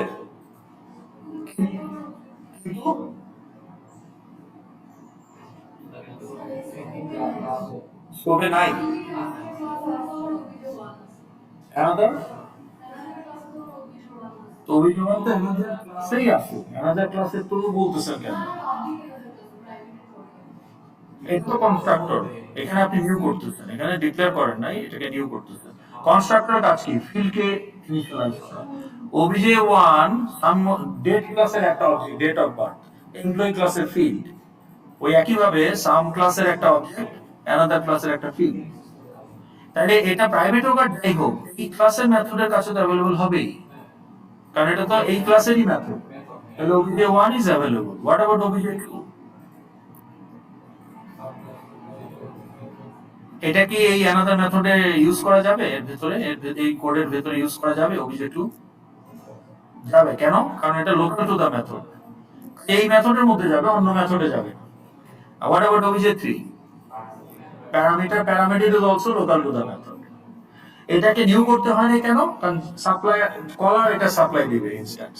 কলার যে এই সাম অ্যানাদার মেথডকে যেখানে কল হবে ওখান থেকে ইনস্ট্যান্স আসবে প্যারামিটার। তাহলে তিনটাই কিন্তু অবজেক্ট ভ্যালিড। ওকে, এখন এই যে মেথড 1, মেথড 2, মেথড 3 তিনটা মেথডকে যে আমরা কল করছি, ইন্ডিপেন্ডেন্টলি আমরা কল করছি, there is no method chain and same client is used for all 3 method calls. তাহলে ক্লায়েন্টকে এখানে, তাহলে তিনটারই ক্লায়েন্ট obj1। হতে পারে Asif dot print data, Asif dot pay বিল, আসিফ ডট প্রিন্ট সিজিপিএ বা ট্রান্সক্রিপ্ট। তাইলে এই যে আপনার print information, bill pay, print transcript, তিনটা আলাদা আলাদা মেথড স্টুডেন্ট ক্লাসের, ক্লায়েন্ট একটাই আসিফ। আবার ডিফারেন্ট হতে পারে যে Asif dot print information, Shafiq dot pay বিল, Luna dot print CGPA, print transcript হতে পারে না? তাহলে বোথ আর পসিবিলিটিস, কিন্তু কোথাও কিন্তু মেথড চেঞ্জ হয় নাই। তাহলে আপনি যখন ইন্ডিপেন্ডেন্টলি কল করবেন, each call is a statement, তখন এটা independent call. But when you combine the method calls in one statement, then it is method chain. So method calls are chained in one statement. সেটা পরে দেখতেছি, আগে আগে জিনিসটা বুঝেন কখন আমরা বলতেছি এটা চেইন। আচ্ছা, এখানে যেটা হচ্ছে এই কলগুলো ইন্ডিপেন্ডেন্ট, এই কলগুলোর মাঝখানে আপনি অন্য স্টেটমেন্ট ঢুকাই দিতে পারেন, পারেন না? কিন্তু এই কলগুলোর মাঝখানে আপনি অন্য কোনো স্টেটমেন্ট ঢোকাতে পারবেন না, এটা একটা ডিফারেন্স। আর এখানে প্রথম call will initiate the second call, second call will initiate the third call. Okay, তার মানে এখানে এই কলের কোনো রেসপন্সিবিলিটি নাই পরের কলের ব্যাপারে, এখানে এই কলটার একটা রেসপন্সিবিলিটি আছে to initiate the second call. Okay, তার মানে এখানে একটা ক্রনোলজিক্যাল ডিপেন্ডেন্সি আছে, ইমিডিয়েট ওয়ান আফটার অ্যানাদার, মাঝখানে কিছু দিতে পারবেন না, লাইক দিস। এইটা একটা ডিফারেন্স। তো সেটাকে যদি আপনি এনফোর্স করতে চান, chronological execution without any pause or without anything else in between, তখন আপনি চেঞ্জ করতে পারবেন বা চেঞ্জ করবেন। So chaining is very common. Okay, আমরা আসবো এক্সাম্পলে। এখন এখানে আরেকটা জিনিস মাথায় রাখতে হবে, if I ask you a question, এই যে হাইলাইটেড পার্টটুকু দেখতেছেন, এখানে একটা কল করা হয়েছে, তাই না? এবং which method is called? Method 1. And who is the client? Explicitly given. But dot হচ্ছে একটা মেম্বার অপারেটর, ডটকে মেম্বার অপারেটর বলে, অর্থাৎ ডটের ডান পাশে থাকবে মেম্বার, ডটের বাম পাশে থাকবে ক্লায়েন্ট অফ দ্যাট মেম্বার। তাহলে এই ডটের মেম্বারকে and client K obj1, no issue, understood. এই ডটের client member K method 2 method call, so who is the client? method 1 তো অবজেক্ট না, এটা তো একটা মেথড কল, তাহলে ক্লায়েন্ট কোথায় পেলে? ক্লায়েন্ট তো একটা অবজেক্ট। হ্যাঁ, মেথড 1 obj dot method 1 মানে এক্সিকিউট মেথড 1, ও where obj1 is the client। তো obj1 এক্সিকিউট করলো, মেথড 1 এক্সিকিউট হইল, এখন মেথড 2 এর ক্লায়েন্ট কে? যে রেজাল্ট কি? What do you mean by result আসছে?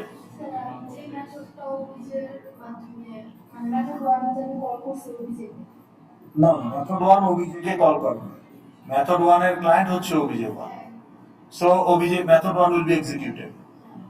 ওকে, তাহলে মেথড 1 এর ক্লায়েন্ট হচ্ছে obj1, সো মেথড 1 যদি কোনো ফিল্ড ইউজ করতে হয় obj1 এর ফিল্ড ইউজ করবে, করে ওর যে কাজ করার করে ফেলবে। এখন দেখা যাচ্ছে বাকি থাকলো কি সামনে? ডট মেথড 2, মেথড 2 ক্লায়েন্ট কে হবে? আপনি তো বলেন নাই, আপনি শুধু প্রথমটা বলছেন।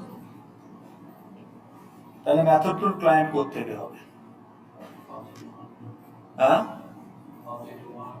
অবজেক্ট 1 তো মেথড 1 এর ক্লায়েন্ট, সেই কল তো অলরেডি এক্সিকিউটেড। এখন আপনি মেথড 2 কে এক্সিকিউট করতে চাচ্ছেন, কিন্তু আপনাকে তো জানতে হবে যে মেথড 2 যে এক্সিকিউট করবে এর ক্লায়েন্ট কে।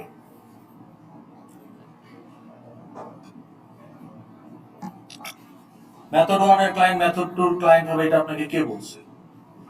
আপনি সেটা করতে চাইতে পারেন, তাহলে তার জন্য আপনার কিছু করতে হবে, অটোমেটিক তো আর সেটা হবে না। তার মানে আপনি বাম পাশে একটা মেথড কল পাচ্ছেন, আপনি এক্সপেক্ট করতেছেন একটা অবজেক্ট। তার মানে কি, আর এটা অবজেক্ট কোথায় বানাইছেন? আপনার কোডের মধ্যে তো এসব কিছু নাই। আপনার কোডের মধ্যে তো মেথড 1 ডট মেথড 2। তাহলে বাম পাশে আপনার কি আছে? ক্লায়েন্ট হিসাবে চোখে দেখা যাচ্ছে কি? Method 1 call. কিন্তু কল তো, মেথড তো আর ক্লায়েন্ট হয় না, আর একটা মেথডের। তাইলে এই method 1 must provide the client for method 2। তার মানে method 1 must return the client for method 2। তাহলে মেথড 1 যেটা রিটার্ন করবে সেটাই left over. Now that will become the client for method 2.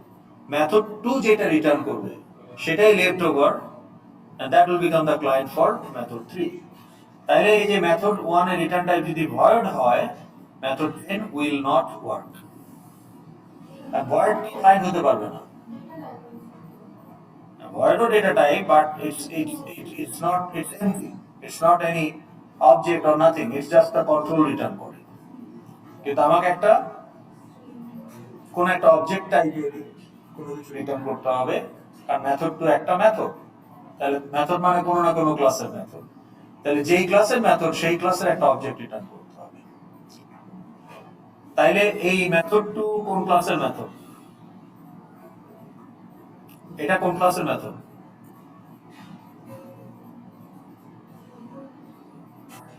দেখেন, তিনটাই সাম ক্লাসের মেথড। তাইলে method 1 must return an object of some class. তাহলে মেথড 1 এর রিটার্ন টাইপ কি হবে? সাম ক্লাস। তাহলে ভয়েড রিটার্নে আগে দিতে হবে সাম ক্লাস। এখন আপনি যদি ওই মেথড 1 এর ক্লায়েন্টকেই, obj1 কেই যদি এটারও ক্লায়েন্ট বানাতে চান, তাহলে return this represent the current client. তাইলে আপনি যদি obj1 কেই এটারও ক্লায়েন্ট বানাতে চান, তাহলে দিস রিটার্ন করতে হবে। তাহলে return this if same client to be used for the next call of the chain. Same client মানে এই কলের যে ক্লায়েন্ট, সেটাকেই যদি আপনি নেক্সট কলেরও ক্লায়েন্ট বানাতে চান, তাহলে দিস মানে তো কারেন্ট ক্লায়েন্ট। আর যদি অন্য কোনো অবজেক্টকে ক্লায়েন্ট বানাতে চান, তাহলে অন্য একটা অবজেক্ট আপনাকে রিটার্ন করতে হবে, সাম হ্যান্ডেল রিটার্ন করতে হবে, নট দ্য দিস। ঠিক আছে? তাহলেই মেথড চেইনটা হবে। আমি আপনাকে একটা এক্সাম্পল দিই এখন। ধরেন আমাদের একটা ম্যাট্রিক্স ক্লাস আছে, ওকে? না, আমরা কনস্ট্রাক্টরকে তিন ভাবে ওভারলোড করছি। যদি শুধু প্রথম দুইটা ভ্যালু মানে ডাইমেনশন, তাহলে ম্যাট্রিক্সের ভেতরে ম্যাট্রিক্স ক্লাসে একটা 2D অ্যারে আছে ভ্যালস। তাহলে ভ্যালস এর মেমরি অ্যালোকেশন হবে 3/5, যেহেতু 3 and 5, আর উইথ র্যান্ডম ভ্যালুস। আর যদি কিছুই না দেই, তাহলে 10/10 উইথ 0। আর যদি তিনটা দেই, তাহলে প্রথম দুইটা হচ্ছে ডাইমেনশন, আর এটা হচ্ছে আপার বাউন্ড, তাহলে 0 to 99। তাহলে আমাদের এই তিন ভাবে আমরা তিনটা ম্যাট্রিক্স ইনস্ট্যান্টিয়েট করে ফেলছি, M1 এন্ট্রি M3। এখন আমি যদি এই স্টেটমেন্টটা এক্সিকিউট করি, আপনারা আমাকে বলেন এই যে ক্লায়েন্ট গুলো কি সেম ক্লায়েন্ট না different client for this chain? তাহলে শো ম্যাট্রিক্স এর কাজ হচ্ছে ওই যে ভেতরে একটা 2D এর আছে ভ্যালস, ওটাকে সে 2D ফরম্যাটে প্রিন্ট করবে। আর ট্রান্সপোজ ম্যাট্রিক্স এর কাজ হচ্ছে ম্যাট্রিক্সকে ট্রান্সপোজ করবে, মানে 3/5 থাকলে 5/3 হবে, রোড ভ্যালু গুলো কলামের ভ্যালুতে কনভার্ট করবে।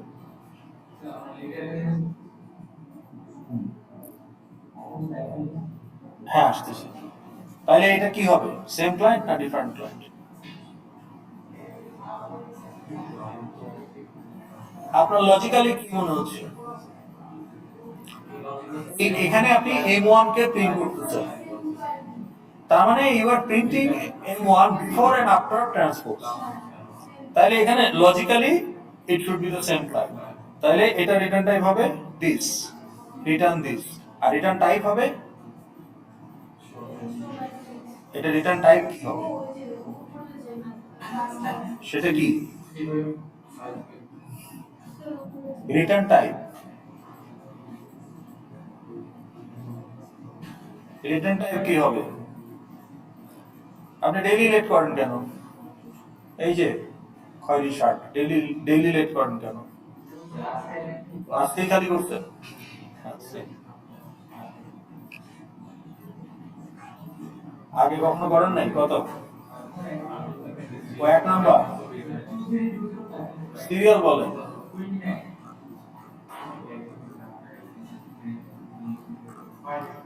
হ্যাঁ, আপনি এত লেট কেন?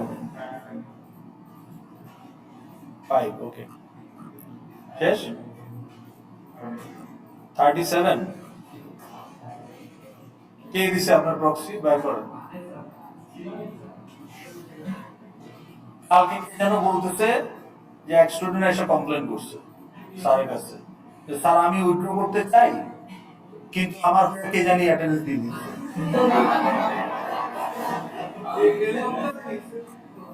হ্যাঁ, সত্যি এটা বলছে আমাদের এক কলিগ। আমি কি জানি কে? আচ্ছা, তোমার পরম শত্রু তুমি।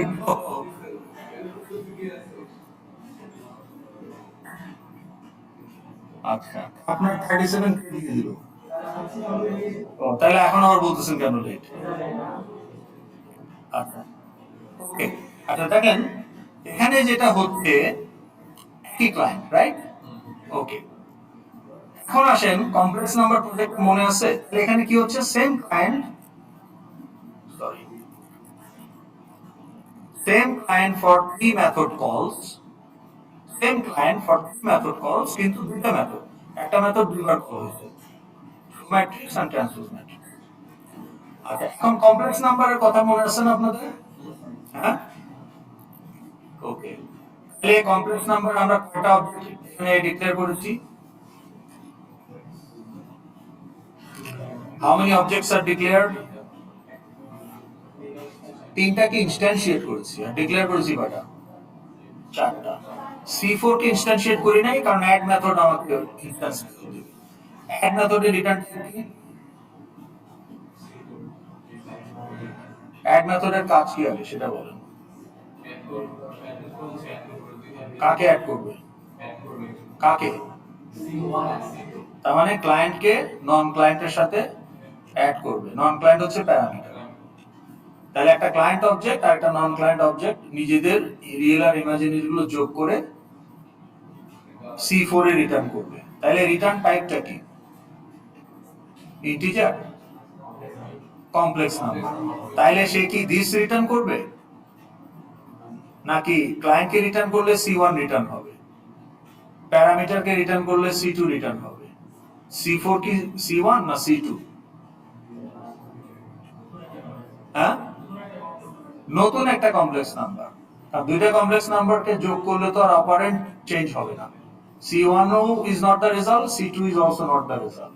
তাহলে added complex number is a different complex number. সেটাও যে অ্যাড মেথড ভেতরে একটা ডিক্লেয়ার করে টেম্প, নিউ টেম্প, তারপরে টেম্পের রিয়েল ইমাজিনারি আপডেট করে যে temp dot real equal to this dot real plus parameter dot real, temp dot imaginary equal to this dot imaginary plus parameter dot imaginary. তাহলে সে কি return করে? না, return type complex number, কিন্তু কি return করে? সে ক্লায়েন্ট রিটার্ন করে নাকি নন ক্লায়েন্ট রিটার্ন করে? নন ক্লায়েন্ট রিটার্ন করে, টেম্প, তাই না? এখন আপনার অ্যাড মেথড কিন্তু আছে। এখন আপনি যদি, আপনাকে কিছু চেঞ্জ করতে হবে না, আপনি এটাকে সিম্পলি চেঞ্জ করতে পারবেন।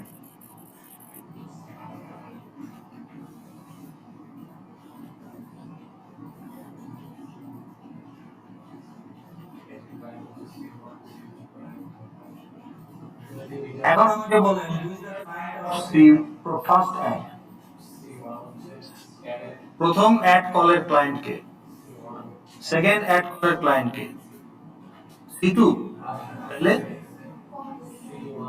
C1 প্লাস C2 সেটা কি?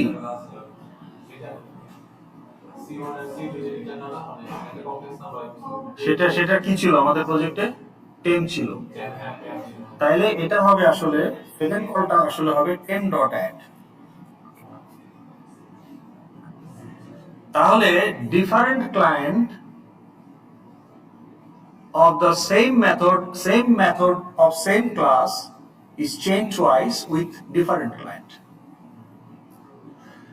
এখন এই বাম পাশে তখনই যাবে যখন ডান পাশ ফুললি ইভ্যালুয়েটেড। এখানে ডান পাশ ফুললি ইভ্যালুয়েটেড, তো টেমটা বিফোরে চলে যাবে। এখানে কিন্তু ডান পাশ এইটুকু হইলে ফুললি ইভ্যালুয়েটেড না, কাজেই বরং এই টেমটা এটার ক্লায়েন্ট হিসাবে ইউজ হবে। তো যখন এইটা শেষ হবে তখন right hand side is fully evaluated, তখন এই সেকেন্ড অ্যাডের যে টেম এটাই আসলে বিফোরে যাবে। মানে এই অ্যাডটা basically effectively C1 plus C2 plus C3 করতেছে। তো টেম সেটাই তো C4 এ যাবে। প্রথম কল যে টেমটা রিটার্ন করবে সেটা সেকেন্ড কলের ক্লায়েন্ট হবে। সেকেন্ড কল যেটা রিটার্ন করবে right hand side is fully evaluated, so now that term will go to C4। Right hand side complete না হওয়া পর্যন্ত লেফট হ্যান্ড সাইডে যেতে পারবে না। তার মানে আপনার চেইন পুরোটা শেষ না হওয়া পর্যন্ত লেফট হ্যান্ড সাইডে যেতে পারবে না। তাহলে লাস্ট কল থেকে যেটা আসবে সেটাই লেফট হ্যান্ড সাইডে যাবে। ওকে,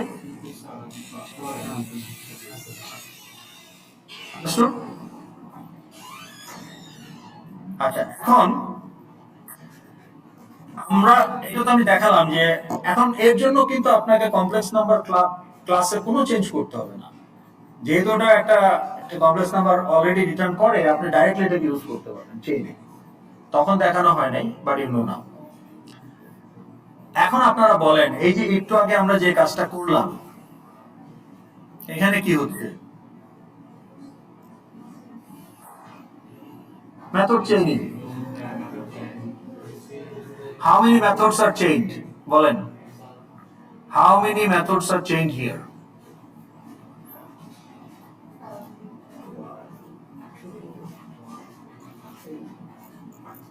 How many methods are changed? কোথায় 3? কোথায় 2? কয়টা মেথড চেঞ্জ হচ্ছে এখানে? দুইটা না, তিনটা না, চারটা না, পাঁচটা? কয়টা? দুইটা। বলেন মেথডগুলোর নাম বলেন। Get scene, get window. Get সিনের ক্লায়েন্ট কি?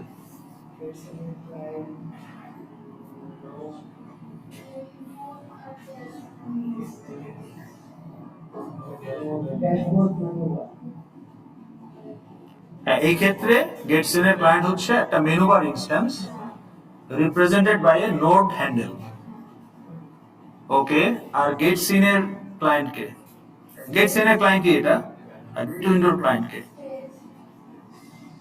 না, গেট উইন্ডো রিটার্ন করবে stage. Get window return time হচ্ছে গেট সিনের রিটার্ন টাইম টু সিন। এটা getter method of which class? Node class. তাহলে ওই নোডটা যে সিনের উপরে আছে সেই সিনটা রিটার্ন। তাহলে গেট উইন্ডোর ক্লায়েন্ট কে?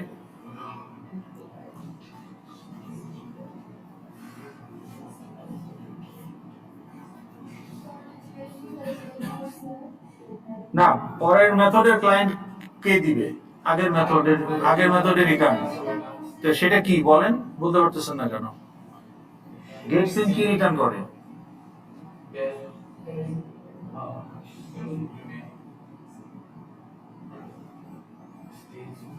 ড্যাশবোর্ড মেনু বার হচ্ছে গেট সিনের ক্লায়েন্ট। তাহলে মেনু বারটা হচ্ছে সিনের ক্লায়েন্ট, এই মেথডের ক্লায়েন্ট। তাহলে এটা কোন ক্লাসের মেথড? এটা নোড ক্লাসের মেথড, যেহেতু নোডে কাজ করতেছেন, মেনু বারটাকে নোডে কাজ করছেন, তাহলে এটা নোড ক্লাসের মেথড। তাহলে নোড ক্লাসের মেথড ইজ চেঞ্জ উইথ, এইটা কোন ক্লাসের মেথড? রিটার্ন করবে, কিন্তু রিটার্নটাই হচ্ছে উইন্ডো, মানে উইন্ডো হচ্ছে স্টেজের সুপার ক্লাস, কিন্তু ও কোন ক্লাসের মেথড?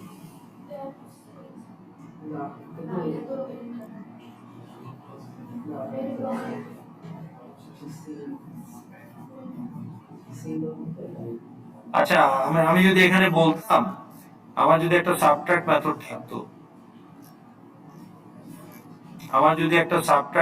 থাকতো, আমি কিন্তু সাবট্রাক্টও করতে পারতাম।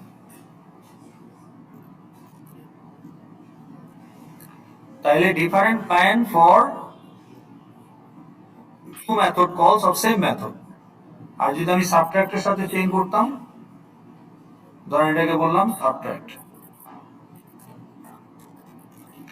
তাহলে টেম ডট সাবট্রাক্ট। তাহলে এখানে different client for different method, এখানে সেম মেথড না, অফ ডিফারেন্ট মেথড। এখানে আরেকটা জিনিসও বলতে হবে, of same class, same method of same class, different methods of same class. আর এখানে যেটা হচ্ছে different method of different class.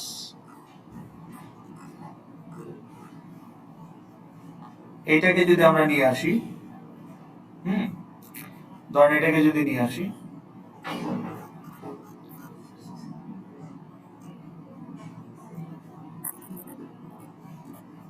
তাহলে এখানে আপনি বলতে পারেন ডিফারেন্ট ক্লায়েন্ট, ওকে। তাহলে আমরা যদি বলি যে কল নাম্বার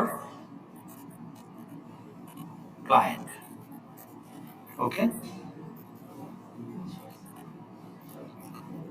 তাহলে call number 1, okay, call number 1, so call,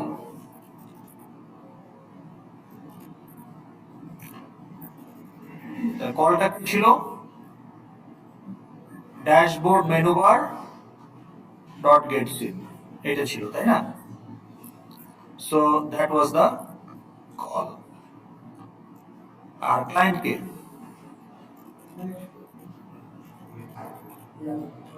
node object, node handle, dashboard in menu bar instance, menu bar instance represented by dashboard handle, তাই না? menu bar instance node handle, বুঝতে পারি নাই? আচ্ছা, যদি বুঝাইতে পেরে থাকি তাহলে সেকেন্ড কলটা কি ছিল? সেকেন্ড কলটা ছিল গেট উইন্ডো, তাই না? তাহলে ক্লায়েন্টকে বলেন সিন ইনস্ট্যান্স, কারণ সিন আপনাকে সিন দিবে, হ্যাঁ হ্যাঁ। তাহলে নোট মেথড,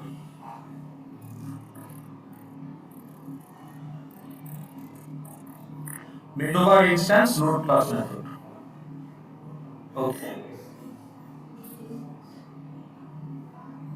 বা নোট হ্যান্ডেলটাই রাখি, note handle note class method, ঠিক আছে, ওকে। তাহলে এটা কোন ক্লাসের method? Note class method, okay. So method of note class,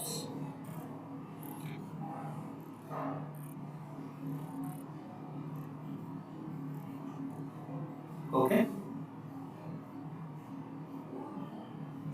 ঠিক আছে। আমি এটাকে শর্ট করে দিই, ওকে, ডিবি মেনু বার, জায়গা হচ্ছে না।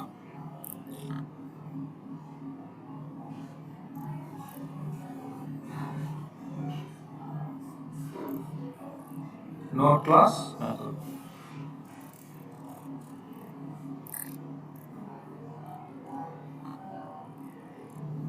ক্লিয়ার?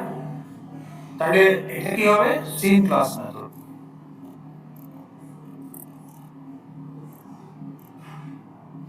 বুঝতেছেন?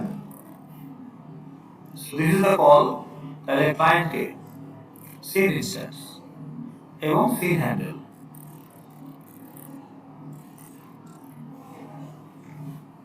অ্যাকচুয়ালি হ্যান্ডেল নাই, anonymous instance, okay, no handle, anonymous sin instance.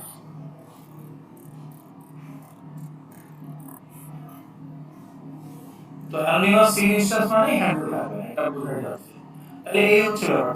এটাকে যদি আমরা এভাবে বলতে চাই যে ডিফারেন্ট ক্লায়েন্ট হবে যেহেতু ডিফারেন্ট ক্লাস, তাহলে আমরা বলতে পারি যে ডিফারেন্ট মেথড কলস ডিফারেন্ট ক্লাস।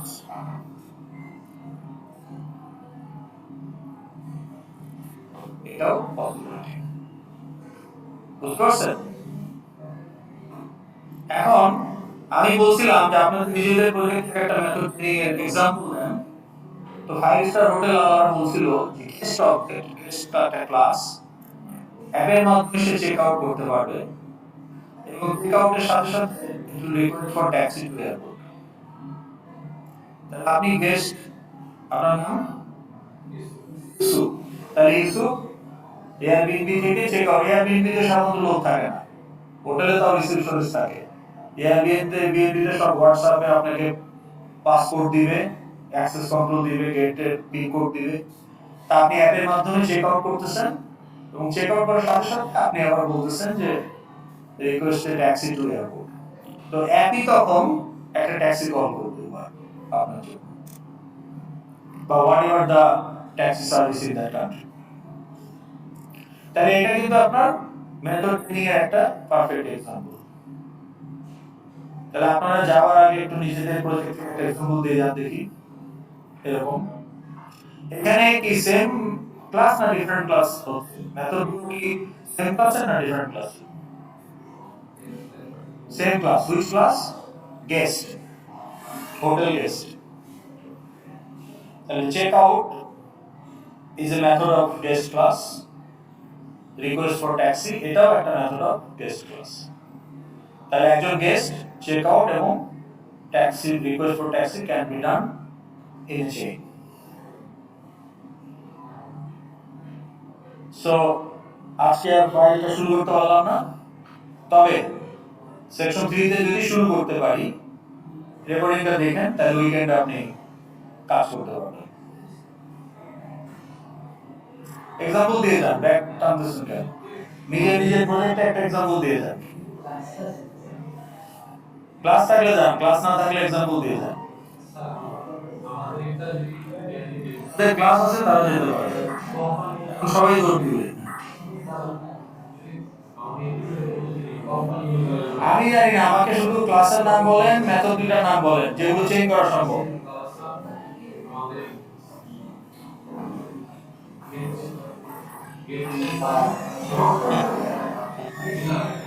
কোম্পানি হবে কেন? ক্লাসের নাম বলেন, আপনার প্রজেক্টের সাথে রিলেভেন্ট হতে হবে তো। কোম্পানি, তাহলে C company 1 dot okay dot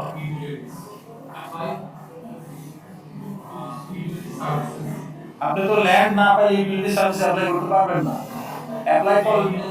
apply for land করলে কি আপনি ল্যান্ড পেয়ে গেছেন? আপনি ল্যান্ডের জন্য অ্যাপ্লাই করলেন, ল্যান্ড পেলেন না, আপনি ইউটিলিটির জন্য অ্যাপ্লাই করলেন। চেইন মানে তো one after another without gap. Approve হয়ে আপনি অ্যাপ্লাই ফর ইউটিলিটি করতে পারবেন, কিন্তু approve is not your method, কোম্পানির মেথড। অ্যাপ্রুভ হচ্ছে ধরেন সিইওর একটা মেথড। ডট ডট ওয়াট বলেন? সাবমিট প্রপোজাল ডট ডট আপনার টপিক কি?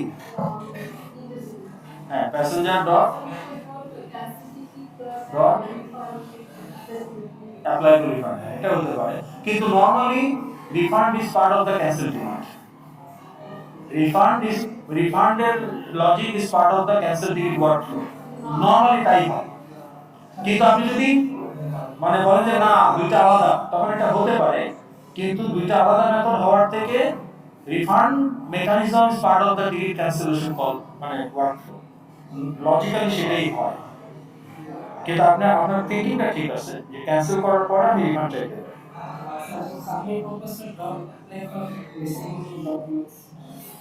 What missing documents? Environment assessment.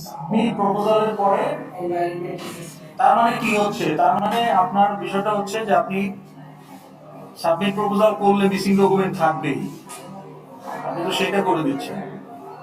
Submit করার সময় সে চেক বক্সে থাকবে যে প্রপোজাল একটা ডকুমেন্ট নেই, সাথে সাথে সে অন্য একটা মেথড কল করবে এনভায়রনমেন্ট যে মেথড আছে বা ঠিক আছে সেই মানে কল করবে, কোম্পানি কাজটা বা কিন্তু আপনার এখানে ক্লায়েন্ট কি?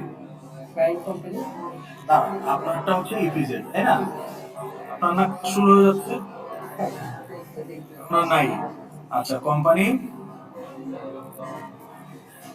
Company one dot submit proposal, যে প্রপোজাল বা কোন একটা ফ্যাক্টরি বানাবে বা একটা প্রপোজাল দিবে সেখানে কাজ করবে ইনফ্রাস্ট্রাকচারে। Infrastructure proposal, okay. Infrastructure proposal to কার কাছে দেবেন, ধরেন MD, director of investment proposal. Okay, director. ডাইরেক্টরের কাছে যখন প্রপোজালটা সাবমিট করবেন, সাথে সাথে আপনি আর কি করতে চান, এইটার ফলো আপ হিসাবে, মানে এইটার কন্টিনিউশন হিসাবে, লজিক্যালি মেক সেন্স করতে হবে তো। তার প্রপোজাল করার পরেই ডিপেন্ড করবে যদি অ্যাকসেপ্ট হয় সেটা এনভায়রনমেন্ট অ্যাসেসমেন্ট করবে। এটা তো আর আপনি জানেন না অ্যাকসেপ্ট হবে কি, এটা তো ডাইরেক্টর ইভ্যালুয়েট করবে। কিন্তু আপনি এখন সাবমিট করার সাথে সাথে আর কি করতে চাচ্ছেন, ইমিডিয়েটলি করার সাথে সাথে ইনিশিয়েট করতে চাচ্ছেন। আপনি একটা টাস্ক ইনিশিয়েট করলেন, ইমিডিয়েটলি আপনি আরেকটা টাস্ক ইনিশিয়েট করতে চান, তখনই না আপনি চেঞ্জটা করবেন। উনি চেক আউট করার সাথে সাথে একটা ট্যাক্সি আনতে চান, that make sense logically.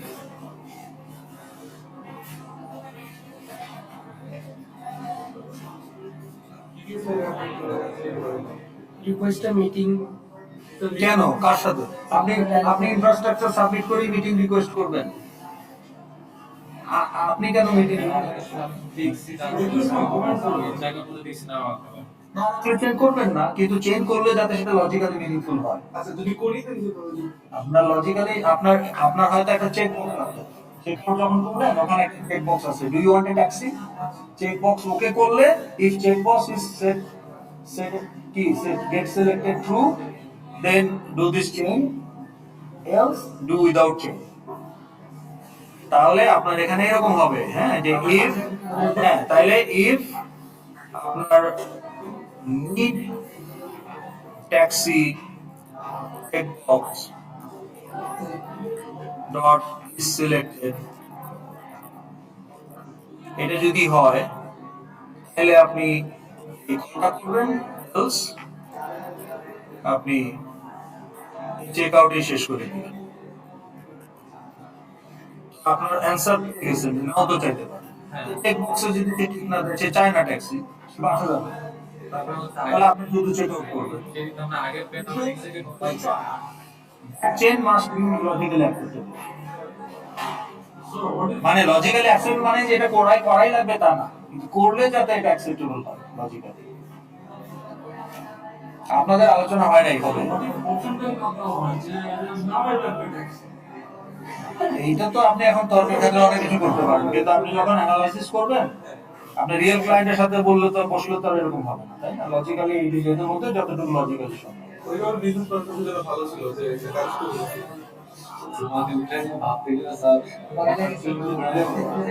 Example দিয়ে যান,